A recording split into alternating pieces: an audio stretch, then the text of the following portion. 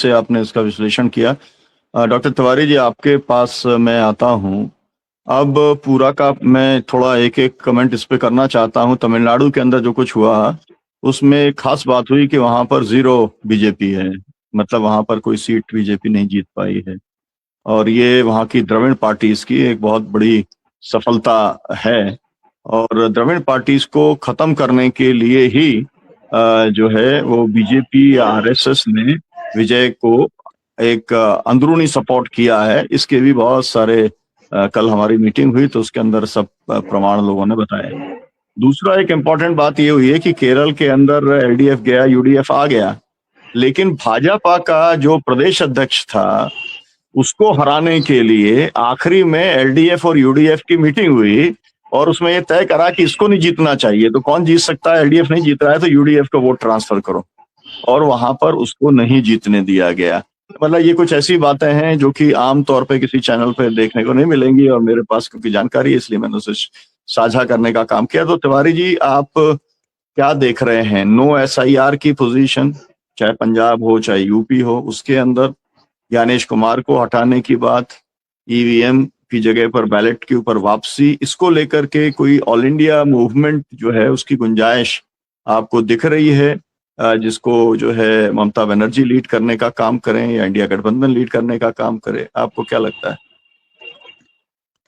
Sir देखिए, ममता बनर्जी का पूरा इतिहास अगर हम उठा के देखें तो निहायत अविश्वसनीय महिला है।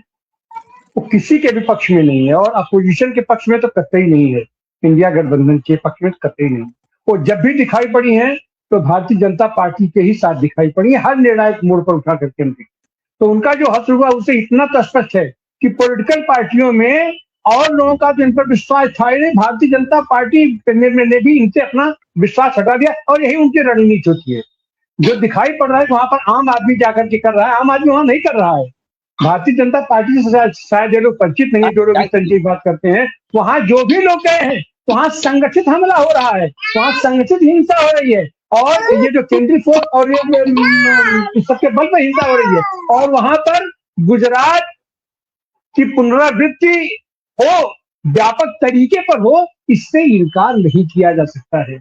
और फिलहाल इस स्थिति को रोकने के लिए वहां पर कोई तैयार ही नहीं है, क्योंकि चाहे कम्युनिस्ट हो चाहे कांग्रेस हो, वो भी आज की तारीख में उनका पहला शत्रु, आज तक उनका पहला शत्रु टीएमसी हुआ करती थी, अपना ममता बनर्जी हुआ करती थी। ममता बनर्जी है तो ये लोग भी उनके साथ उस आत्मीयता के साथ शायद न लगे इनका कार्यकर्ता, ये सारे लोग हम लोग जिसकी अपेक्षा कर रहे हैं। ठीक है, ममता बनर्जी आज की तारीख में कछाड़ मार के तैयार लड़ने के लिए, उनका स्वागत है, लड़े हो। लेकिन वो लड़ने के लिए जो आपका जो केवल सेनापतित्व होना चाहिए, वो सेनापतित्व तो आप कर लेंगे अपने बल पे, लेकिन सेना कहाँ से आएगी आपकी?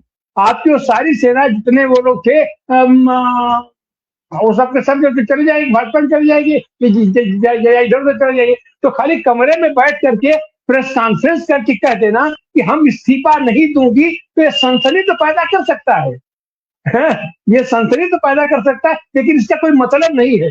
हर आदमी समझते हैं कि तुम्हारे इस्तीफा देने न देने का कोई मतलब नहीं होता है, कुछ नहीं करना पड़ेगा, 4 लफंगे उनके जाएंगे और आपको पीट पाट उठा के बाहर फेंक देंगे। आज की तारीख में आपको कोई पूछने वाला नहीं है। और राष्ट्रीय स्तर पर भी, और अभी जो आपने कहा कि एसआईआर के ऊपर और इलेक्शन ऑफिस के ऊपर, तो जब इन लोगों के ऊपर सीधा सीधा प्रहार हुआ तब तो ये निकल के आई नहीं। हरियाणा में कांग्रेस की बनती हुई सरकार को इनसे खींच दिया गया, इनके सामने थाली खींच दी गई, तब तो कांग्रेस आई नहीं। कांग्रेस के साथ दिक्कत है कि कांग्रेस के पास न तो कार्यकर्ता है और न तो सड़क पर लड़ने वाले उनके पास नेता हैं।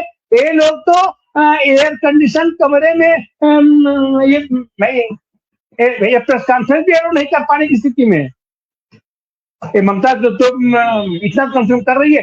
जो लोग देश के पैमाने पर जिसके पास कार्यकर्ता है और जो थोड़ा बहुत हौसला कर सकता है, वो आज उनसे मिलने के लिए गया है ममता बनर्जी से। लेकिन ममता बनर्जी से एक कहावत है ना कि पड़ोसी के बहाने अधन नहीं दिया जाता है। तो पड़ोसी के बहाने अधन अखिलेश वहां जाकर के क्या कर देंगे, कैसे कर लेंगे? उनके पास जो भी कार्यकर्ता उत्तर प्रदेश में है, उनके पास कार्यकर्ता बंगाल में नहीं है। बंगाल की लड़ाई तो बंगाल के ही लोगों को लड़ना पड़ेगा, बंगाल का ही है जो अपना नेता है उसका संगठन लेकर के लड़ना पड़ेगा। अब इनका फरिया जाएगा, उनका कैसा संगठन रहा है, क्या संगठन रहा है। कम्युनिस्टों को हटाने के लिए, कांग्रेस को हटाने के लिए आप वहां पर ममता बनर्जी के पास कोई कैडर नहीं था। कैडर यही लोग देते हैं जो कैडर अन्ना मूवमेंट में दिया गया, जो कैडर दिया गया। तो इस स्थिति में हमको तो नहीं लग रहा कि वहां की ये लड़ाई बहुत ज्यादा प्रोलॉन्ग करेगी। हाँ, इससे सीख लेकर के भी अगर पूरा इंडिया गठबंधन ये सारे लोग देशव्यापी कोई मूवमेंट करे, आंदोलन करे, तो उसकी संभावना उसको होना चाहिए, लेकिन वह भी हमको नहीं दिखाई पड़ता है, क्योंकि इंडिया गठबंधन जैसी कोई चीज नहीं है, उसका कोई संगठन नहीं है, उसकी कोई वैचारिकी नहीं है, उसकी कोई ऑफिस नहीं है, उसकी कोई कार्यनीति नहीं है। तो ये सब के सब बिखरे हुए लोग हैं कि क्या। और इस बात को भारतीय जनता पार्टी और नरेंद्र ये मोदी और शाह अच्छी बात से वो जानते हैं। फल ये है कि अब उनके स्पर्शन ज्यादा तेज होंगे कि जो भी इस तरीके का लड़ने का आवाज उठा पाने की वो जिज्ञासा रखता है कार्यकर्ता, वो भी वो पलट के उनके साथ खड़ा हो जाए। जी सर। जी बहुत बहुत शुक्रिया। हम बंगाल के अंदर और आगे क्या चलता है इसके ऊपर बहुजन संवाद में लगातार हम कार्यक्रम करेंगे। दर्शकों से अपील की आपको ग्राउंड रिपोर्ट भी मिली है और आप जो है इसको शेयर करें, आप अपने कमेंट लिखें, क्योंकि ये जो पूरी चर्चा है ये लोकतंत्र को बचाने के लिए क्या कुछ हो सकता है उसके ऊपर ये केंद्रित है। अकेले टीएमसी की जिम्मेदारी नहीं है, देश के सभी ऐसे व्यक्ति भी और संगठन भी और पार्टियां भी जो ये मानती हैं कि जिस तरह से SIR हुआ, जिस तरह से केंद्रीय बलों का दुरुपयोग किया गया, केंद्रीय कर्मचारियों का दुरुपयोग किया गया और पूरे सब कुछ को कम्युनलाइज कर दिया गया, ये देश के लिए बहुत बड़ा खतरा है। तो बहुत बहुत शुक्रिया। सरकार साहब आप कुछ कह रहे थे।